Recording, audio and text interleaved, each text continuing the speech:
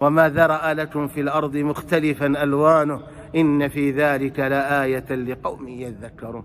ثم جاب نعمة أكبر، البحر هذا ما ركبه صلى الله عليه وسلم، وعمر كان ينهى الناس عن ركوب البحر، كان يخاف من البحر وينهى الناس عن ركوب البحر. سبحان الله.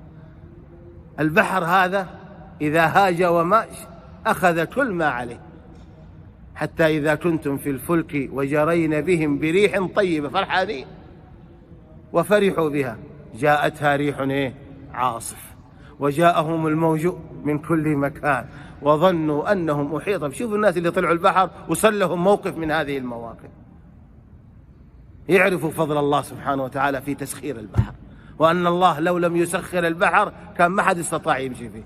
شوف الطيارة كمان تمشي في الطيارة وهي هادية سبحان الله ولا شيء، بس يصير فيها مطبات هوائية، الناس كلهم يقول لا إله إلا الله، لا ذوبهم عرفوا الله، نسأل الله السلامة. صرنا زي المشركين والعياذ بالله والله. وأول يغنوا مدري إيش ويسوي كلام بطال ويسوي أفعال بطالة ولا كأنه شيء، أعوذ بالله.